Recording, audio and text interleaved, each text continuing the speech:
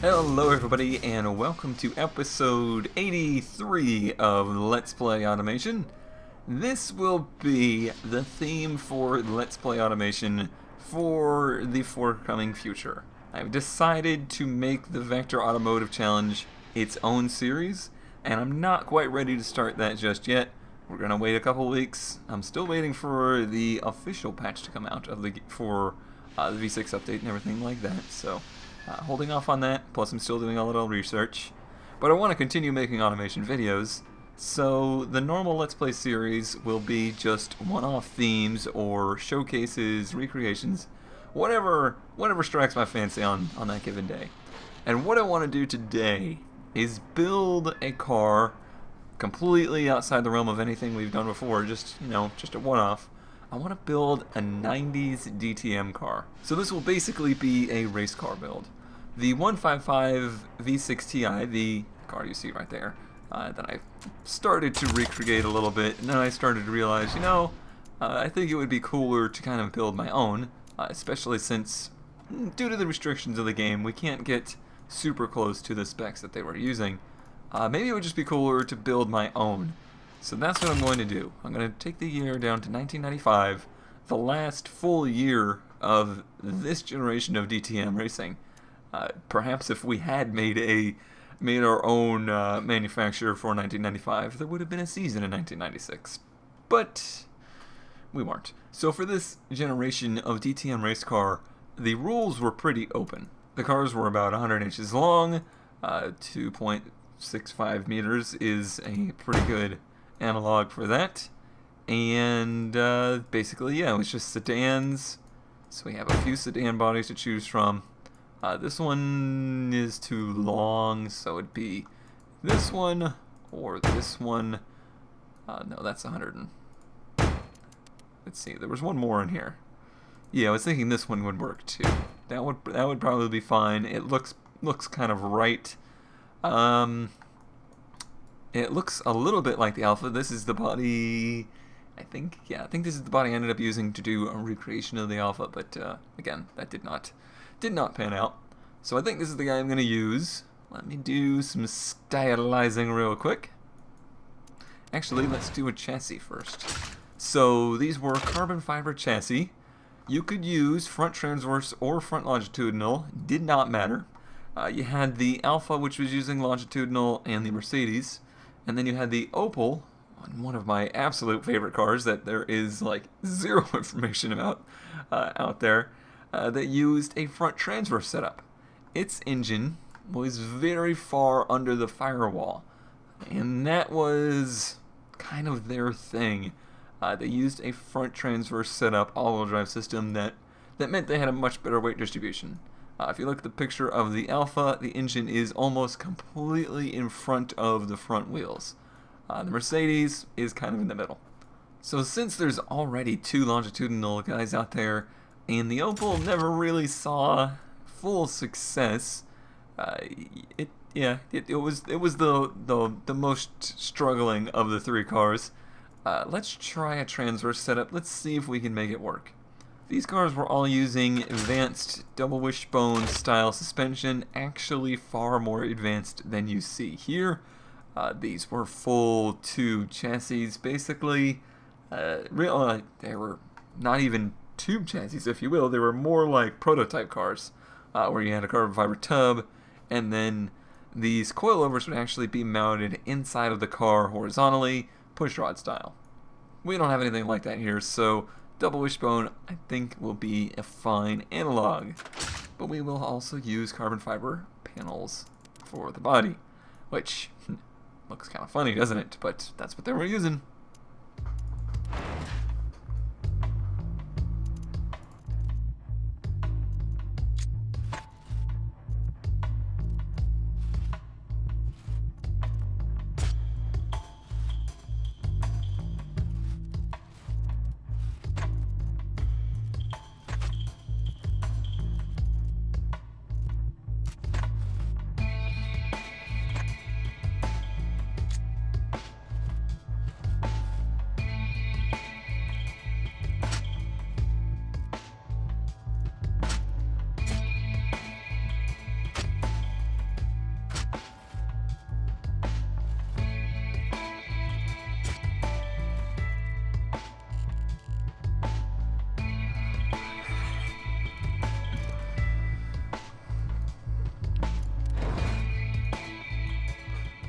Alrighty, is that 90s DTM enough for you?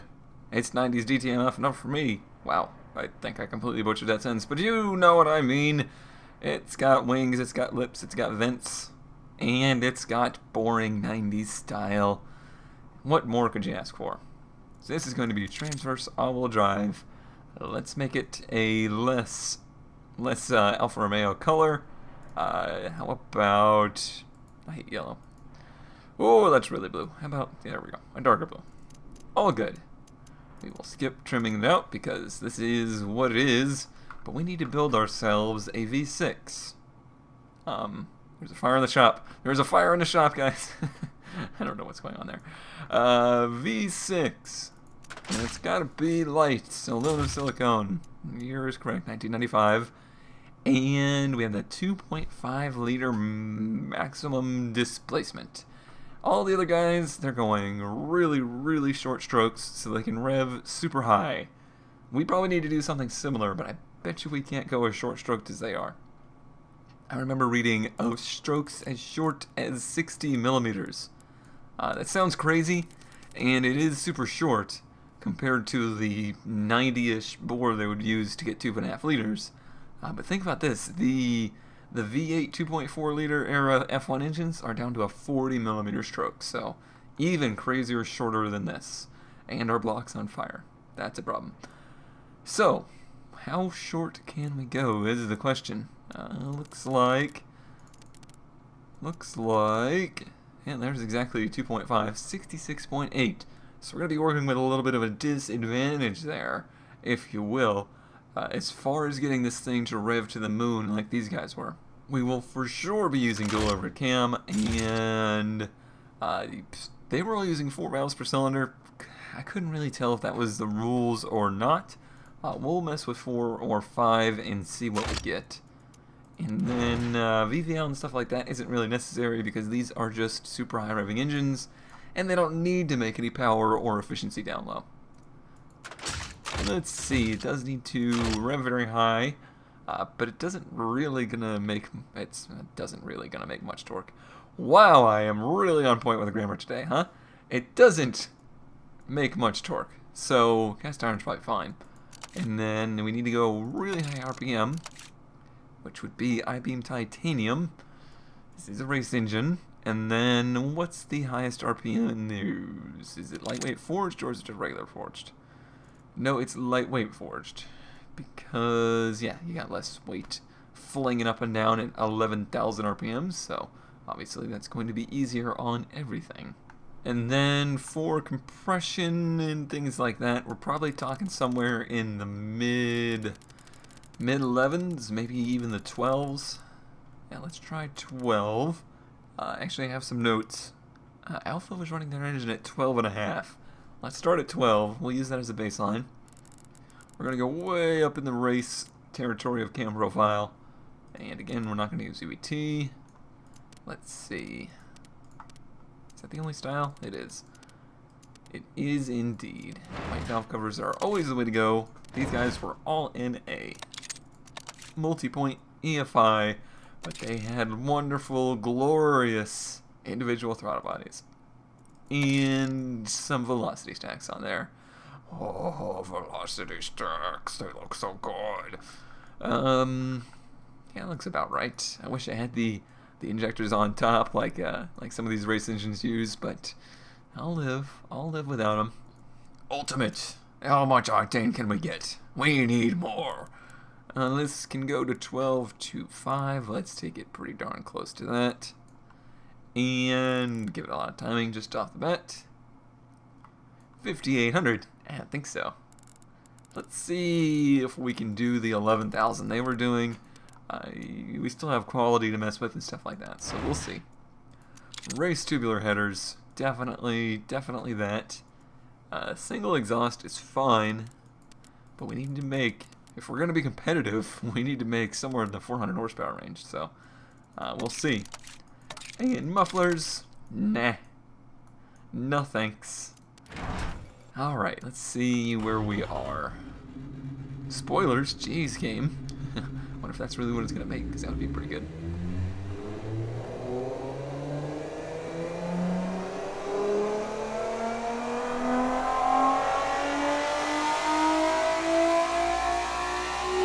Not quite. Not quite at all. Oh, major problems. Oh, major problems. Sounds like serious valve load issues. Yeah. Yeah. Probably gonna have to increase our quality a bunch. Especially in this top end. That did indeed help. It's still valve floating like crazy though. Remember what we were talking about with the Do We Dare Go 5 valve setup? Let's see what that would influence as far as the valve float goes. It doesn't really seem to help. Doesn't really seem to help, does it? No. We're still struggling up top. What were these guys doing? How are they making so much power up high? So you come to a point here where you just can't flow that much air and fuel past these valves. These valves can't handle going that fast. And that's going to cause all sorts of problems up top. So we're going to have to think outside of the box. We're going to have to think not quite like your Alfa Romeo does. Let's try and balance out this bore and stroke some. So we will make it a little bit more on the square side. Okay, so now we're squared up a bit more, and we're still within our size restrictions. No doubt about it, we're still having valve float issues, but we no longer really necessarily need to rev quite that high. We would certainly love to, but it just seems like the technology isn't quite there. And that would mean, let's see, let's go ahead. Oh, fuel. I don't know what it's doing. Let's reduce this to 10K. I'm still having issues. 9,500 and it's pretty much okay. Still some overrun there. But let's see if we can make that magical 400 horsepower with the more squared up engine. We certainly have some fuel octane left, so we'll give it more ignition timing, as much as we can give it pretty much. Yeah, that all seems fine and dandy. And then probably compression ratio.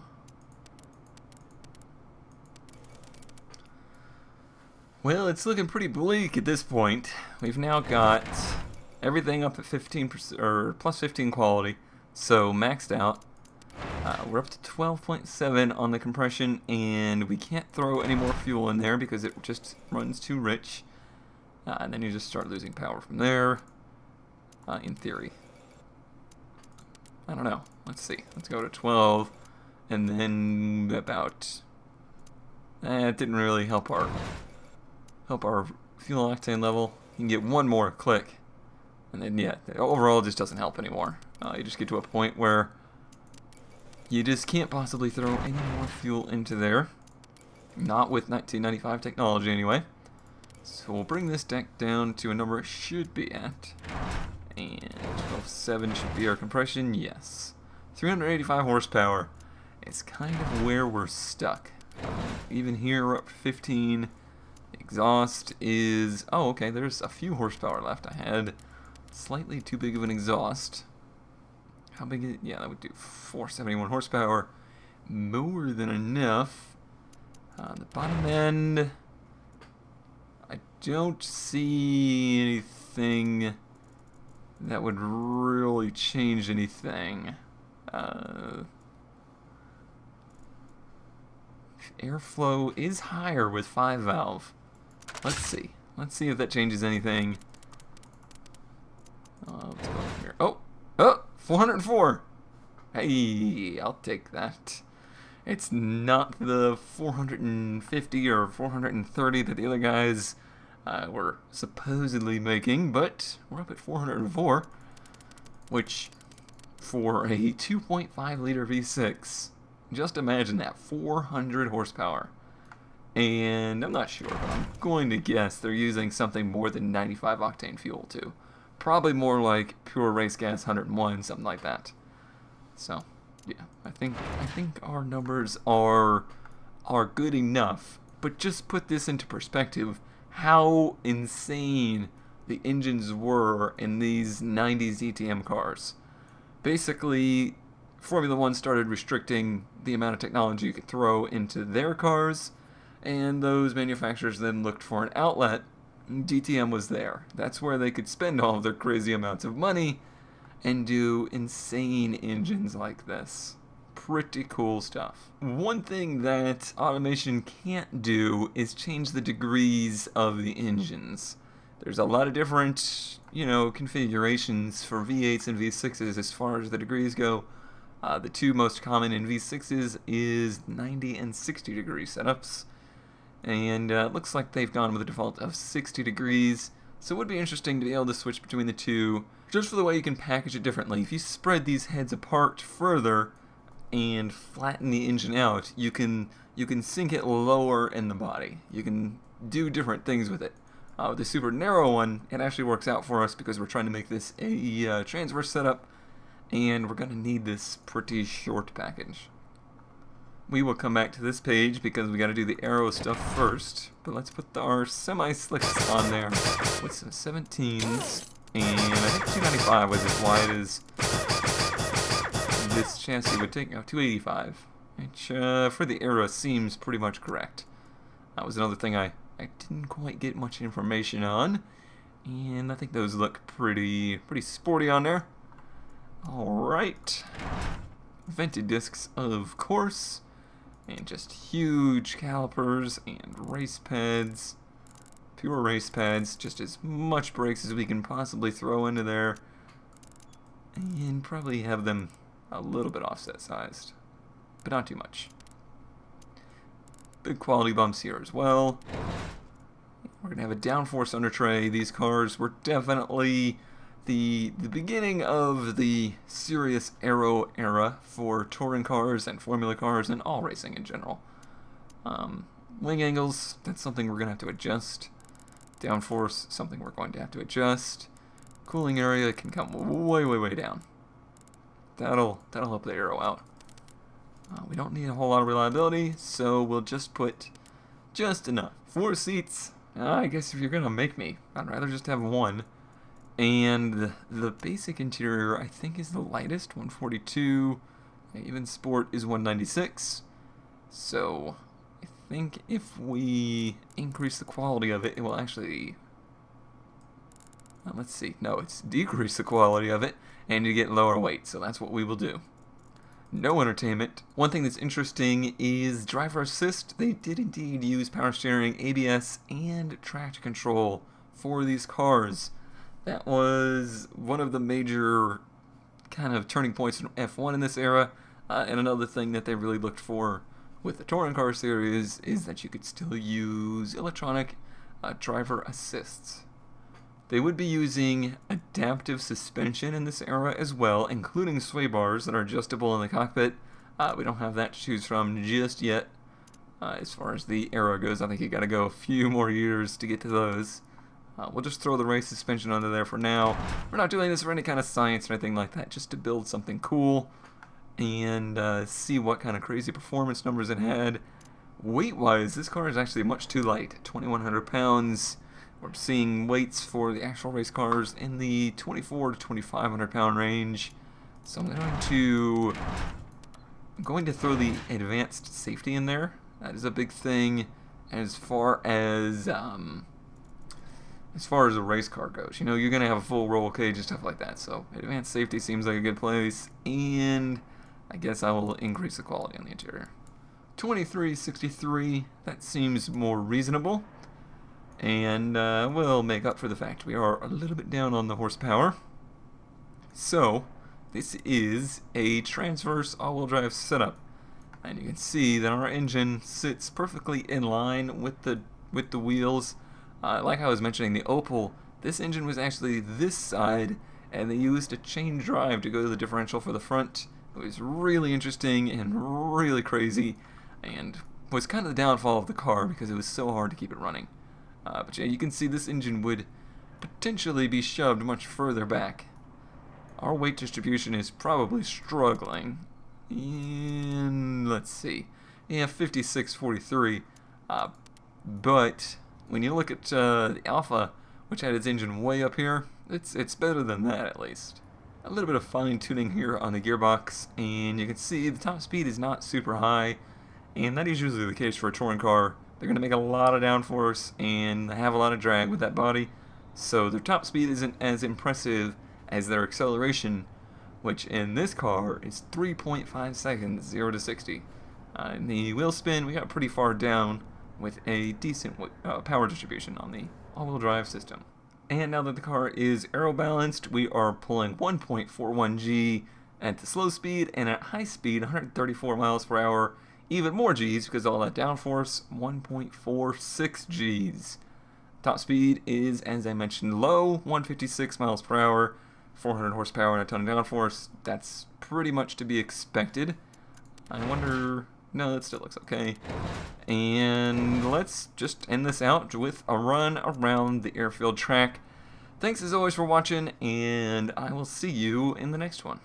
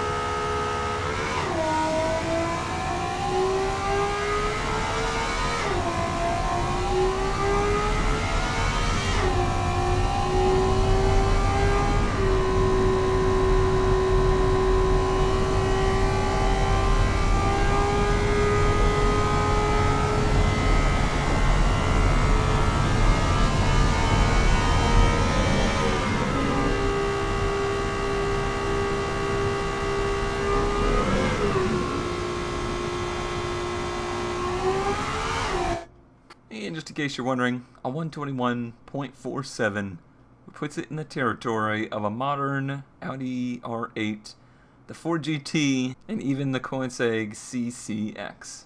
Pretty good territory.